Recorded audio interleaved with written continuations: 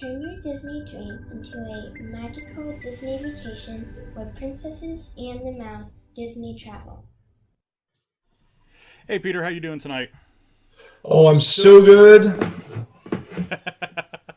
so just Water went just started going for me though, so so I just went over the theme park guidelines. So to most, it's a pretty common. I mean, that's kind of what we thought was going to happen with the opening of the parks. So I just want to get your opinion on how do you feel like the timeline is going to run for this reopening? I think it's essentially what Disney planned for all along. In early April, we got word that they were canceling all reservations, refunding, or encouraging guests to take those funds and push them forward into a later trip date with reservations starting June 1st, and offering those guests dining perks. And ultimately, I think this is kind of playing out the way that they expected in the very beginning. The task force had to give DeSantis, that's the governor of Florida, they had to give him their recommendations on Friday, and now today we got those guidelines you showed at the top of this sort of little live session here. And in addition to the Florida task force, Orange County also has an economic task force, and all of them basically today laid out all of these criteria. And here's the really cool thing: Disney was already getting to that point before they ultimately ended up closing the parks. And you can attest to that because you were there as it happened. Yeah. But they were already putting the sanitizers everywhere. All they're going to have to do is mask their employees and temperature scan. I think they may go even a few steps further than the mandate from the task force. I think they may require guests to do temperature scans. I think they may provide masks to guests that want them. I think there's a lot of things that Disney might do above and beyond this protocol because Disney's always been that innovative, ahead of the curve type company. Um, Phase one is expected to operate at 50%. So, great news on 50% is if you have a trip and you're staying on site, chances are you're going to be calculated into that 50% because if Disney runs its hotel guests through the park and some pass holders and maybe some statewide guests and things like that, that would, by my estimate, that would run Disney at approximately 50% of its capacity every day of what comes in there. So um, I think June 1st is looking really good. Mayor Demings, the Orange County mayor, even said the same thing, that he expects, realistically was the word he used, that it is a realistic expectation that all of his tourism will be back online in June. Yeah. So Yeah. that's really, really good news. And I think that is where we've been for about the last month. You know, when Disney put that package out there for June 1st, and then, they really haven't pushed anything back past June 1st that we've seen. Now, they did remove the park hours another week back this week, so it's now to May the 16th is when the first park hours show. But I really think what we're going to be looking at is a Hollywood Studios soft open just because of the size of the park, and they're already set up for virtual queuing for Rise of the Resistance. So I think that's going to be the path of least resistance when it comes to all these changes, and I think that's going to be a good place to start. Um, there was some talk on another one of the blogs that I follow about this today, so I'm interested to see where that goes. Disney Cruise Line really has pushed things back, and I really think that this is going to continue to go back through the year. Princesses announced today that they are going to be canceling all cruises until the beginning of 2021. So the dominoes are going to fall there. The cruise line industry is going to be the last hurrah when it comes to tourism opening back up. I think even like your Adventures by Disney stuff that's over in Europe is going to kind of get going prior to your sailings for the cruise lines. So, um, as far as hotels go, I know that part of the task force is focused on hotels, and it was They were working with the president of Wyndham. Really, it sounds like rural hotels that can do online check-in might open as early as next week. So that's a good sign for tourism, for some of the beaches and that kind of stuff. But past that, really when we're talking about Disney, I think the three big things that we've got to be ready for when the parks reopen are going to be everybody's should be wearing a face mask. It's not only to protect you, it's to protect the people around you. Peter and I are both kind of in the same boat. Under 40, relatively healthy. We may not know that we have the virus and just kind of be toting around the park. It is going to be common courtesy that you wear those face masks so that you don't spread it. I think that you're not going to see characters in the same way when the park's open. I really don't feel like there's going to be any touching or hugging or high-fiving or anything like that. I really think it's going to be in a very structured, so you aren't going to have, character meals per se, but I still think you might have things like the meet and greet with Belle before you go into Akershus, or the meet and greet with Tigger before Ohana breakfast, that kind of stuff. You might be able to get those meet and greets where you essentially set up like rope systems. So you mentioned Belle before you go into Akershus, so she's in that little room, so you put some ropes in front of the entrance and exit and just allow kids to come up and interact with her, and she just turns into basically a museum exhibit. I do think that is feasible, that is potential. Definitely going to see some changes. They have to follow those guidelines. And again, I do think Disney's going to go above and beyond the requirements and maybe push the sanitation and push the risk down. Like you mentioned, you and I could have it right now and have no idea because as we learn more and more about this thing, we're finding that about 30 to 50% of the people that have it are asymptomatic. So those are people that would never be tested, never have any idea, and potentially spread the virus around to other individuals. So like you mentioned, out of common courtesy, keep sanitizing your hands even if you don't have symptoms. Sanitize after every ride. Put the face mask on, leave it on, and everything like that. You're smiling and laughing. I'm so curious. We have a comment about, do you think there'll be protester types tolerated in the park, non-mask wearing? I think you are going to see that no matter what you do. There's going to be some tolerance, I would think, to that. The guidelines officially say that all employees must be face masked and that sanitation systems are provided at the entrance and exit of every attraction and ride, and that lines for something like Disney World are taped at 6-foot intervals. But Matt and I feel that it's going to be mostly a virtual queuing system. I don't know if Disney, like you said, could Disney require face masks? I don't think they could. I think they could encourage them, like a lot of the malls are. Yeah. Like Simon Malls is opening properties this weekend and is offering face masks to anybody that wants them, but to require them, but you've seen some stores do that. There have been like Walmart in some states required face masks to enter. So it's all kind of up in the air. I do think if Disney requires face masks and you don't have them on, then you'll be asked to leave very politely. Yeah, but I think you're also going to have, and this is where it gets a little tricky, because I think about just the variety of people in general. Think about somebody that has asthma in July in Florida wearing a face mask. It's probably not. They shouldn't be there anyway. They're high risk. I understand that, but people are going to make that choice that I'm not high risk enough and I want to chance it. And then they're going to be like, well, this is uncomfortable, I don't want to wear it, and put themselves in more danger.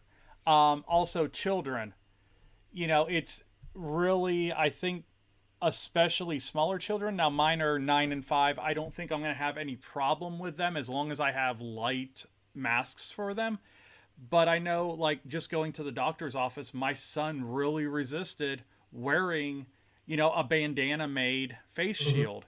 So it'll be interesting to see what what guidelines are put out there for guests, because I really think that if they have point of contact testing, that may be something that, if you're willing to do it, they're going to want you to do it before you enter the park. So All possible things for sure. But yeah, I mean, the great news about all of this is that Florida has now opened the door for Disney to develop a plan and yeah, a timeline. yeah, Because up until now, it was all very, okay, well, we have to wait and see what happens. But now we officially have, here's what you must do to get this done. So now Disney can say, here is when we are going to do these things and get these things done. And with the kids and the face masks, a lot of times with face masks, the kids are not required to wear them. And that's the other thing. So let's say they require face masks, but the face mask might not be required all throughout the park. If you think of Magic Kingdom, there are lots of places, especially at 50% capacity, that you can easily socially distance. I think the face mask, if they do any requirement on that, it'll be something like, when you go to an attraction, you are required to wear a face mask, and we are willing to provide it, and all of that. So you think about, like, when you go into an enclosed building, yeah, put the face mask on. But sure, if you're just walking around the midway, maybe you don't need it on. But that is, having your client's face mask is not a Florida task force requirement. So there is that to be said. Yeah, and I think responding to the last comment from It's a Trap. That's awesome. Yeah, it's a great name. I think as a visitor, we had talked about it. We did a Facebook Live prior to coming over here. As a visitor, I think the highest probability is that most of the people that go early summer are going to be seasoned Disney people, annual pass holders, local residents.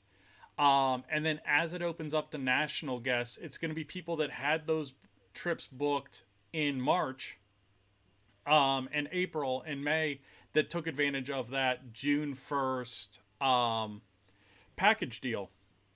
So you're going to have a lot of people that understand Disney.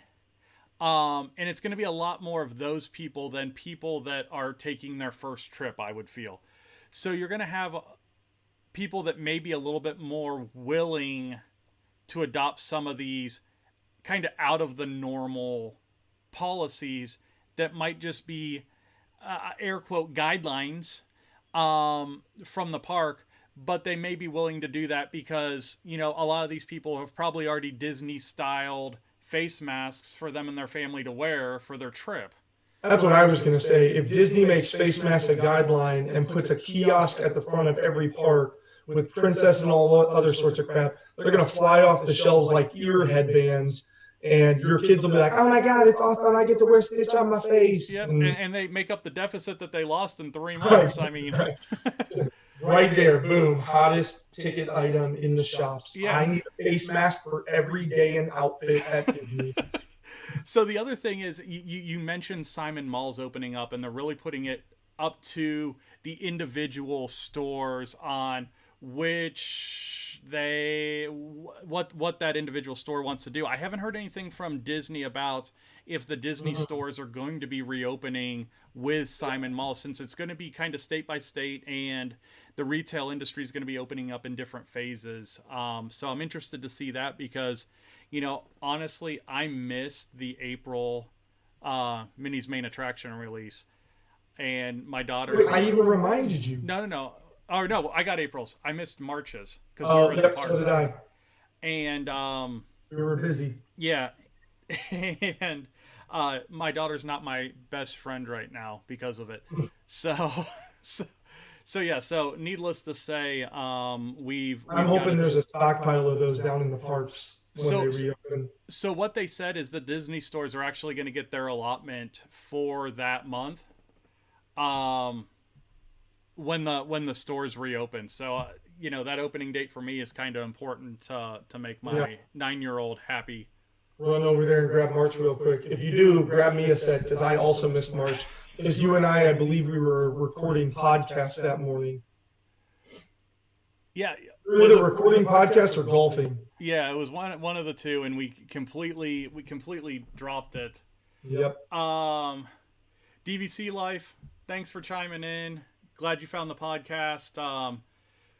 We try and do it weekly, so watch, subscribe, like us, so you can get the next notification when we go live. We'll be doing this definitely until the parks open, and then once the parks open, we have a lot of other content that we're going to be pushing out in different venues, whether it be live opinion shows or edited, very polished vlogs and podcasts. So thank you for joining us tonight.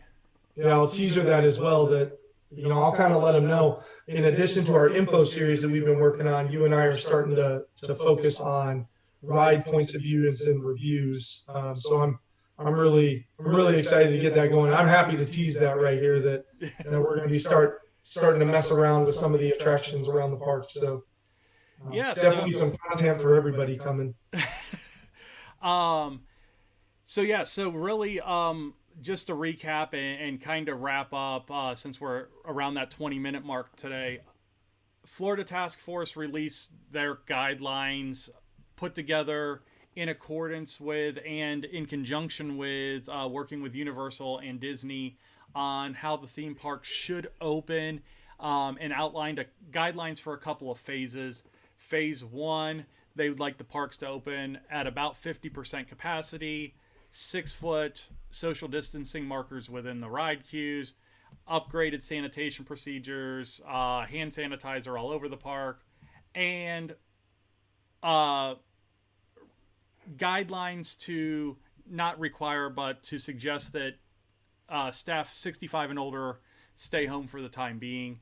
And guests as well. And guests. Yeah, I mean, you just got to be smart there. You said it on our live last week. Grandpa and Grammy shouldn't be going to the park right now. They should not. So looking at June 1st is really looking solid for a good solid opening for the park for local guests and for annual pass holders. And then from there, opening it up to national guests.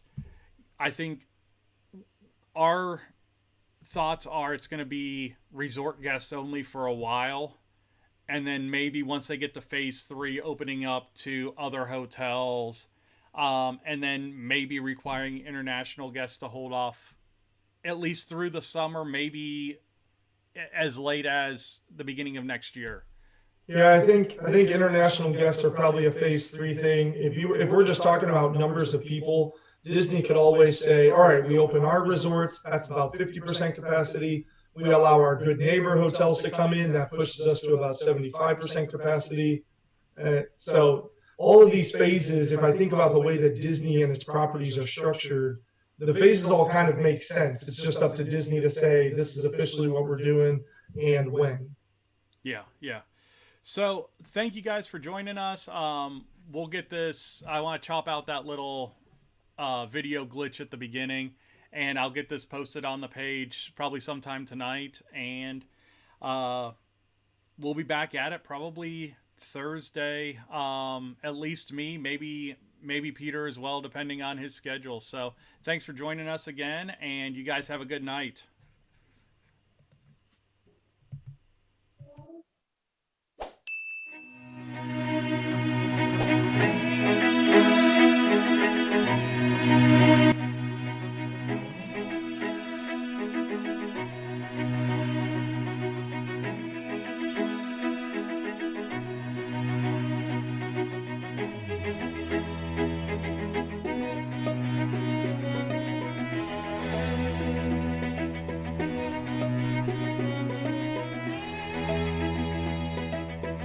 Thank you.